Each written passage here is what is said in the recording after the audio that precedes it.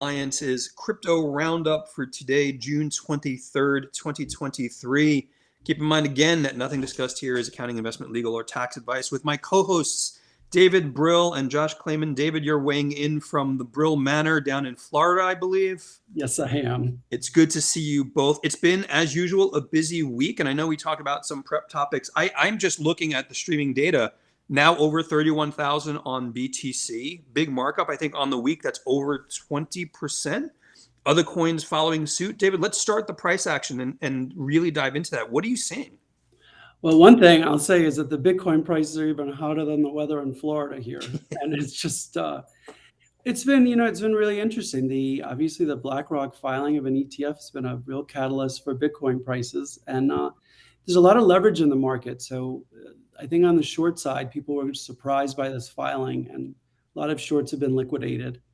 I think, among other things, the Bitcoin ETF filing by BlackRock gives more belief in the market that an ETF will be passed at some point. I'm still would prognosticate it maybe being 50-50 right now that it'll get passed, but it's giving more credence out of a company like BlackRock's filing a Bitcoin ETF, that they must have some confidence that it will get approved. And they have a really strong track record in getting ETFs approved. Yeah. Yeah, I mean, one thing that's really interesting about it is that, as you've probably seen from the headlines, everyone, is this reference to a surveillance sharing agreement with respect to a spot trading operator for Bitcoin. If we think back to some of the justifications that the SEC has given over the years about why it hadn't approved it, it relates back to the rule change that would be required to list these exchange traded products. And the justification that's generally been given is that there's insufficient market surveillance. So let's see. I mean, it may just be that this is the one that makes it through. Josh, that being said, there were other reasons that they put forward. I don't mean to be particularly cynical about it. If anyone could put out a proposed spot ETF, it's BlackRock. But it's interesting because they've also talked about market manipulation. You could imagine the argument that SEC would put forward, given their current climate, that, well, you can't prove to us, even despite a surveillance agreement, that there couldn't be market manipulation. And what do you both think about that? That's some of the feedback that I've been getting.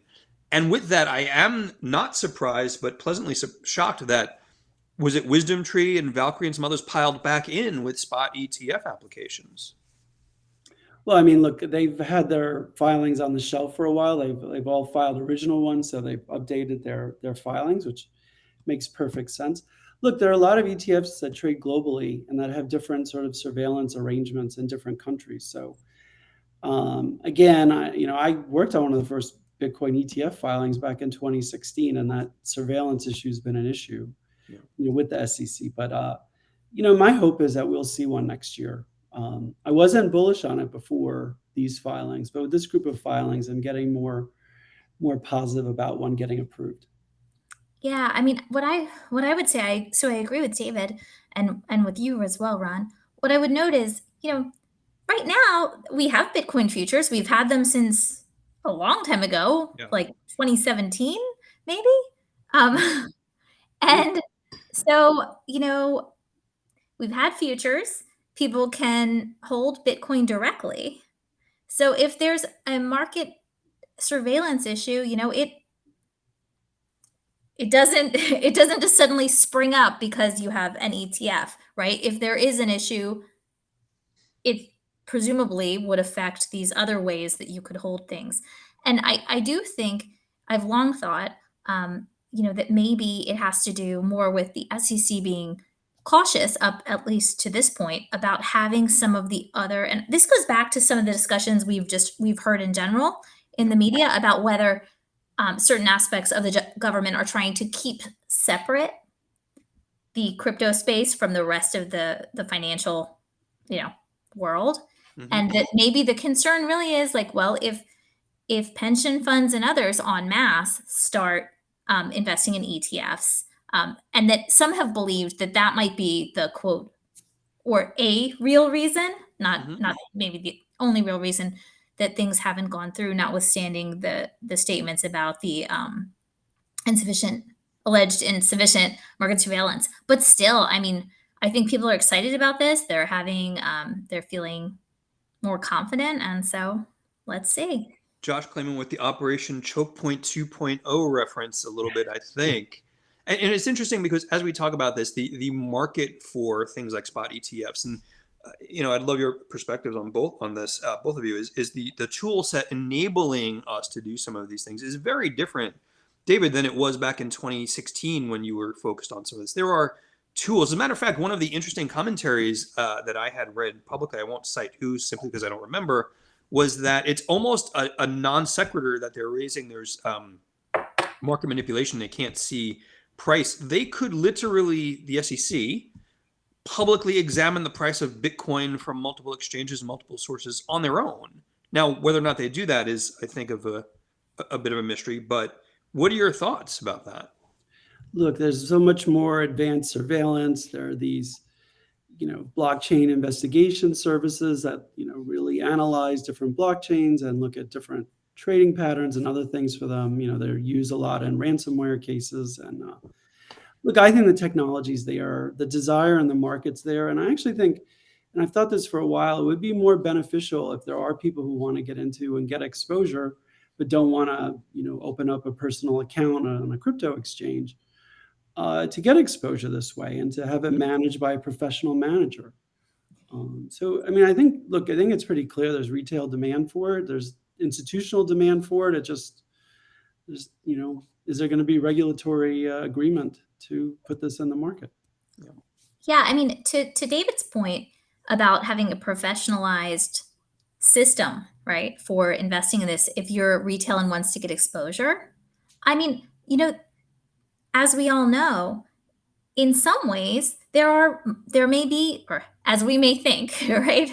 Some of us may think, there are risks to holding Bitcoin directly, right? You could lose your Bitcoin. You could, all sorts of things. So in some ways, if what happens is that without a Bitcoin ETF, if more people are, as David noted, purchasing directly, right? Those raise different risks. And so maybe in some ways it may be less risky to have a Bitcoin ETF if you want exposure. Right. Josh, as you come to us from the Klayman compounds in where parts unknown somewhere in New Jersey, one of the things you and I have spoken about, as a matter of fact, all three of us have spoken about, is I am stunned that builders are still building. And I know we can't name names, particularly of projects, particularly from a legal perspective, that you focus on. But from a broad trends perspective, what are you both seeing in that marketplace? Josh, why don't you take this one first? I mean, for me, I haven't seen any slowdown at all. I think people continue to be excited. I mean, we've seen so many ups and downs over the years, that I mean, in many senses, digital assets and Web3, it's inevitable. Right, the technology is inevitable. It's here and it's going to continue. And I think people realize that, and people who have the foresight to and vision about the future, they're just going to keep going. And that's what I'm seeing in my practice as well. So what I'm seeing is that companies that raise money are putting the money to use, and they're being a little more tactical about how they're putting the money to use, R&D and keeping building. And I think where you're seeing a little bit of a pause is that companies that need to raise money, it's a bit tougher in this environment. And maybe the tide is going to change, but the IPO market is still pretty tough. Yeah. And so raising money right now and higher interest rates make it harder as well. So I think the new liquidity is an issue, but the existing liquidity is there and being deployed. Yeah. I mean, let's be honest about it as well. The big shiny thing from the investment world's perspective right now is AI, right? Yeah. And you see that in the data where VC money is kind of drying up a little bit from the blockchain and crypto space, Andreessen Horowitz notwithstanding, and some others. What PEs are basically not, to the extent they were ever interested in things blockchain related, they're no longer interested. So we might see that tide turn hopefully at some point. But I think some of the news that we're seeing, we talked about BlackRock. I want to pivot a little bit, and I don't want to be moderator per se because there's so much that the three of us talk about, is the battle going on between Binance and the SEC. And I really am, what struck me most was people are really digging in for a prolonged battle. David, Josh, are you seeing the same thing? What are your thoughts on some of the recent news? Well, my view has been that for certain projects and companies, these type of litigations are really existential threats to their business or their business model. So it really behooves them to dig in and to, fight to the finish. And I think, you've seen Ripple be very aggressive in their court filings and their posture, and it seems Binance will be doing the same thing. And what I think is interesting, and I think it hasn't been really reported on enough, is that in that TRO order that was denied by the court, it wasn't ultimately denied, but a consent order was reached and no TRO was granted. The judge in that case really reprimanded the SEC for not having the evidence of some of their claims that they made, specifically that assets were being moved offshore. And I don't think that's a good way to start off a prolonged litigation where the judge is questioning, facts you're bringing before the court. And so I wonder if that sort of wrong-footed the SEC in this litigation. And we know there are a lot of facts in the Binance case that need to play out. Sure. But I do think that not having credibility before the judge in the case is not helpful. Yeah. And I think one thing, just for the audience perspective, and for those of you watching, thank you for joining us. Please do enter your comments in the chat. We'll try to address them or your questions as quickly as possible. David, to that point, the TRO, very specifically for the audience who may not be aware, the SEC had put forward basically a freeze on all Binance US assets. And the judge in that particular case, not diving too deeply into the facts or circumstances, basically did not accommodate that particularly. So they basically allowed, they've basically foregone an asset freeze only for Binance US, as I understand it. Yeah, that's what they were seeking, only for Binance US. Right. But I mean, the judge, and it's been widely reported, 5 times asked, SEC attorneys in the case, where's the proof? Where's the evidence that money's being dissipated? And no one could provide it. And so, that's a little troubling, because these type of claims and TROs are very serious matters. And, the idea that the TRO is broad and some of the material evidence wasn't, didn't exist at the time, it's a little disconcerting. Yeah. Josh, what's your perspective on this? And I wanted to add to that a little bit because, David, you had shared an article, it's publicly available, around ethics violations. Like, this is almost a proactive attack. I don't want to call it attack, but proactively pushing back on the SEC on the part of Binance. Do either of you want to speak to that a little bit? My view is it's, these are aggressive tactics. I think, Binance is coming out swinging.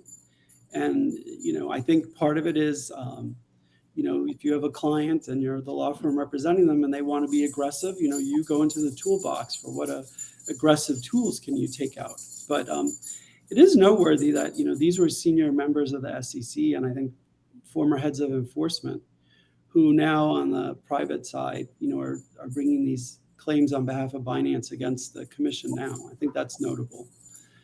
Curious to see how that plays out. Yeah, I'll be a little bit more I'll be circumspect on these litigations, at least for the time being. But I think David's right. I think really the days of those who are being subject to regulatory enforcement just sort of giving in, laying back, letting it happen seem to be past. It really seems to be that, it's a two-way battle. And just like the courts provide, an opportunity for both sides to tell their stories, so do the courts in a different way, including with the suits flying back and forth. I'm always fascinated by the conversations I have with colleagues in TradFi and in kind of the crypto world who are, as a non-attorney, it's easy for me to weigh in on this, but when they look at the hiring that these parties are doing. So I think it was news today or yesterday, David and Josh, that Binance had hired a former DOJ prosecutor for their legal team. How important are the legal teams for these organizations and how much does that weigh in? Do we take any signals from, a former DOJ prosecutor? What does that look like for these plaintiffs? Well, having been served, multiple times as GC of brokerages and other crypto companies, look, it's very important to have people who have knowledge on the inside about how regulatory agencies work. and understanding how they're signaling, what they're asking for.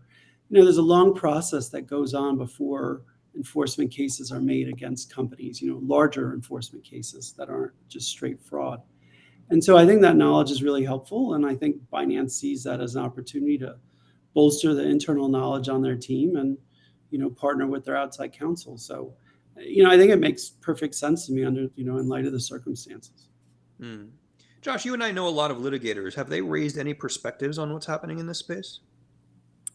You know, I went off script. I know I did. we should invite some on, for our Yeah. next time.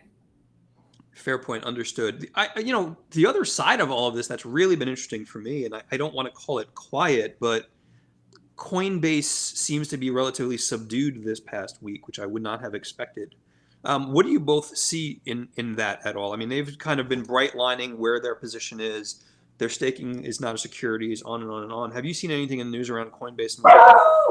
Well, my dog is certainly perturbed that these cases are being brought. I mentioned Coinbase and your dog barked, so I'm a little concerned about that. We'll vet the agenda better next time. Yeah. Well, look, I think Coinbase has telegraphed their arguments to the public, far before this filing was made. And, there was several months in between the Wells filing and the filing of the case. And I do think it's interesting that the SEC brought the Binance case and the Coinbase case, literally days apart. And I think the SEC was trying to lump them together. And I think Coinbase wants to differentiate that that their lawsuit is really a business model lawsuit, whereas the allegations against Binance, both go civil and criminally. Do regulators operate that way? I mean, we've heard that. And what I mean by that is they put out a Binance action that alleges fraud and other things, which we won't speak to here. And within 24 hours, they put out a Coinbase action, which alleges an unregistered security exchange operator. Are they doing that for the aura of wrongdoing in this space? Do either of you have an opinion on that? And I know this is a bit of a sensitive topic, but the conspiracy theorists in this space would say absolutely. They want everything to look bad. I could see Josh pausing there. I'm going to jump in here. We know her long enough to know when she's thinking through whether or not she wants to respond to this at all. Look, I think a lot of people are speculating that it was done intentionally.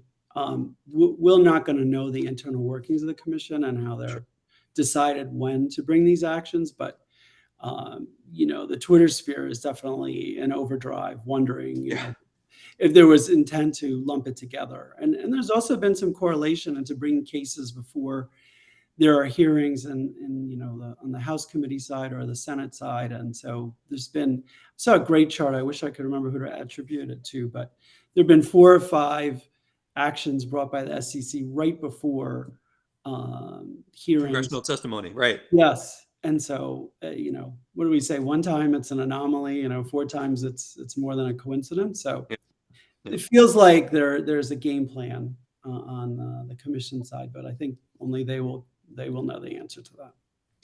Yeah, I mean, what I can say is we do know that the congressional hearings in the House about market structure were held on the 13th. Yep.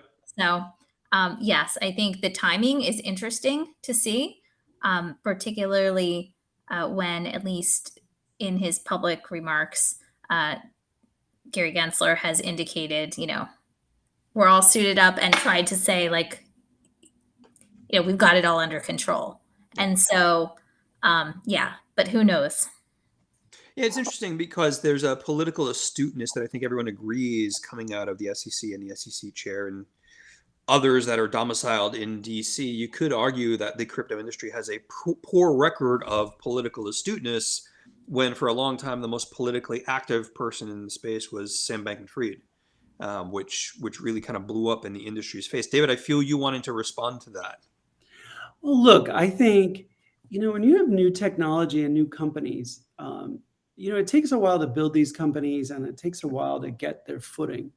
And so I don't think, we could have expected the companies in the space to be lobbying, immediately upon formation or even after, a couple of years of being in business. I think that, there are some organizations, and I think there's a more concerted approach now to Washington.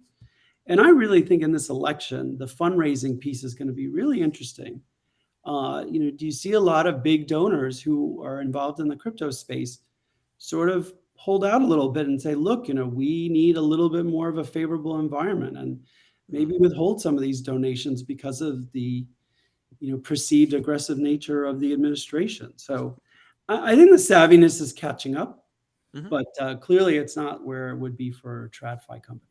I guess, that brings me to a point a lot of us debate, right? To me, there is a real sense that, not to sound conspiratorial, but TradFi wins. And they win because a phrase, David, you've heard me use a lot: government is picking winners, and they're picking winners from the incumbents. I don't know that I necessarily agree with that in its entirety, but there's a lot of evidence to point that might be the case. Do you both see that, or is that your perspective in the conversations? Well, Josh just gave me a disdainful look. Yeah, I mean, I guess I'm just trying to think about some things, which is, and I said on our last call, like maybe crypto saves TradFi, but I was saying that in a light way, but I really think at some point there will be a blurring between who is TradFi and who is crypto. Sure. Because these roads, well, we have the crypto native, right? And then we have the TradFi native. There's increasingly crossover in terms of business type and otherwise, and what kinds of activities they might want to enter into, and even joint ventures and other kinds of announcements in this space. So it may be that neither, I mean, or certainly that TradFi doesn't win, but that really our entire markets, our world, it moves forward in a way that involves crypto and Web3. And it becomes part of our financial world without us having to differentiate between crypto and TradFi. David, go ahead, buddy. Although certainly beyond just our financial world, yes. Really, I would say like our experiences. Yep. Yeah. And look, I think, like Josh said, I think there'll be JVs. I think there'll be M&A. I mean, I hear rumblings of different things even now, people kicking the tires on different companies. People are looking at the private shares of companies that are being sold in secondary markets, employees and company owners. So it's going on. What I would say is, look, unfortunately, our crypto intermediaries haven't been successful in a number of cases. Some of the issues with the centralized exchanges. So we've had sort of our own sort of foot fault, or so to speak, own goal against the industry a little bit. And that's going to take some time to overcome. And, the ramifications of that are still playing out. So I think it's a bit of, yes, I think there is a little bit of subtle picking winners and losers, but there's also a bit of, penalties that we've kind of accrued on the industry itself. And that has to cycle through. Yeah. To the point, Josh, that you made, one of the things that caught my eye, and I haven't dived deeply into the analysis of it, JP Morgan token, I think one of you might have seen it, now being enabled for Euro transactions. So there is this kind of seepage of crypto and blockchain capabilities across different financial market perspectives. Please keep the questions coming. We'll get to them before we end. Actually, we've got one from Matt regarding the flurry of Bitcoin ETF filings over the past week. Any opinions, comments? We covered some of them, Matt. David, Josh, any particular perspectives? I think I will weigh in with one thing. If anyone's read the BlackRock spot Bitcoin ETF filing, that is a pretty comprehensive filing, like one that you'd expect from a BlackRock that's done this a gajillion times, as a friend would say. But Josh, David, any personal opinions or perspectives on these? Well, I mean, look, I think, like you said, mature market players are refiling their ETFs or filing them. One thing I think is really interesting with BlackRock's filing is that Coinbase is the custodian for the BlackRock filing. So I think there must be enough of a comfort level with BlackRock that whatever happens in the Coinbase litigation, that Coinbase being the custodian was not going to be a deterrent to it potentially getting approved. So I think that's an interesting wrinkle also. But I'm more bullish on it, but I still think we're at maybe 40-60, passing 50-50 right now. I don't think it's a slam dunk by any means, but I think shout out, incrementally making progress. Yeah, shout out to our friend Adam Goldberg, who you both recall was on our webinar earlier this week, that placed it at 40% odds of it being approved for the BlackRock Spot Bitcoin ETF, and all other filings before that were sub 5%. So that's a pretty giant leap. Josh, did you want to weigh in on some of that? So I was just gonna say, in addition to the ETF filings that have been or refilings that have recently occurred, there have been some players who've been refiling all along, and it's just been quiet. So they didn't make headlines by refiling now. So it's I think those are ones to watch as well. Yeah, not every filing requires a press release and a Twitter storm, and those are the ones that take a bit more seriously, at least in my opinion.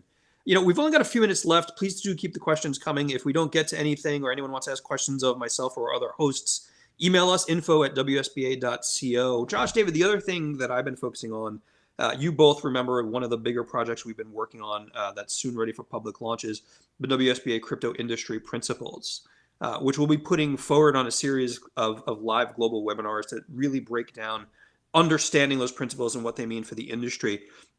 And those principles became never more important in my own mind than when I read a New York Times, I think it was a New York Times profile on the crypto bros from 3AC who have reinvented themselves yet again as a venture studio. And I have friends in financial markets who say, how do these guys live with themselves? I guess the answer is because they made a boatload of money and don't really care. But David, Josh, any thoughts on kind of that crypto bro 3AC culture? David just shaking his head. I mean, with 3AC, I'll just say maybe it's cognitive dissonance. It's very interesting. It's very interesting that they have reinvented themselves while the liquidation of their previous business is going on. And there have been reports that they haven't been working with the liquidators in that 3AC case. And so, yeah, it's a very interesting dichotomy between actions in the past and present actions. Yeah, look, there are bad, Josh, tell me if you disagree, but there are bad actors in every industry, and it really is painful to see that 3AC are the actors that are hoisted up as they see this is what crypto and blockchain and DeFi and all that are. When the three of us know hundreds and hundreds of people involved in this space, if not thousands, really trying to make the ecosystem work. What's your perspective, Josh, on the kind of culture of all of this? So without talking about 3AC, and just saying in general, I think you're absolutely right, Ron.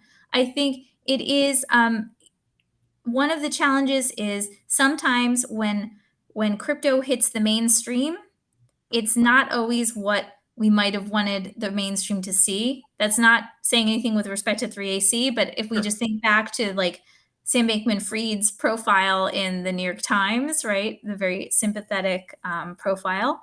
That's not always. Yeah, I mean, I think though it's important to remember, like you said, every industry, and not talking about any particular company, but there are good guys, there are bad guys, and women, right? And I think also when there are headlines about companies failing, I mean, holding aside allegations of malfeasance in certain cases, startups fail. They fail all the time. That's why VCs and others, make so many bets, because sometimes they pay off and sometimes they don't. And just because a company fails, it doesn't mean that yeah, exactly. One last, oh, sorry. No, I was just going to agree with you, Josh. And I was just going to say that I think why people are reacting more to 3AC is just sort of the lack of helpfulness in the existing, bankruptcy that their, original company went through. And, I think the lack of, people have reported on the lack of remorse.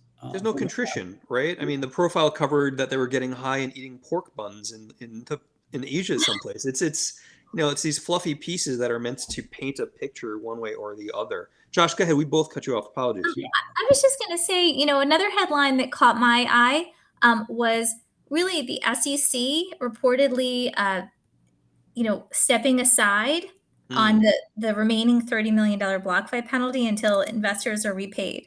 I thought that was a good sign for the general public and all those people who are, unsecured creditors and otherwise, because it was very striking when you looked at the BlockFi bankruptcy filing and right near the top of the creditors, was the SEC. So As a capital markets colleague told me when he read that blurb about the $30 million, his comment was, "Oh, look, the SEC actually helping investors for the first time in a long time." A bit snarkier than I thought it should be, but it is a good point.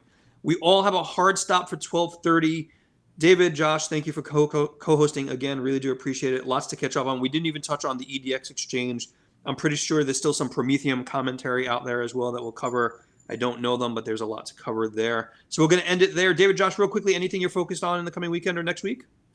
I'm really watching the Bitcoin prices. I think, if we keep this momentum, 35, 36,000, this could be shortly forthcoming. If not, I just kind of see maybe a little pullback to around 28,500, but it'll be really interesting to see what the action is over the weekend. And I would say, oh, sorry. No, go for it. For me, last week I was in Europe and the UK, and this coming week I will be in Denmark. And I'm looking forward to seeing what the mood was. I will say that in the UK and Europe, it was very positive. Yep. And I think that's something that we can really look towards for the industry, regardless of what's happening here in the US. Are you taking the Gulf Stream this time, or are you going commercial? I mean, I will be looking forward to our networking reception next Wednesday evening. Hopefully one or both of you can join. I think, David, you're still ensconced in Florida. And I'm also looking forward to a desperately needed haircut. We'll leave it there. Thank you all. Really do appreciate it. See you all next week. Thanks, Ron. Take care, guys.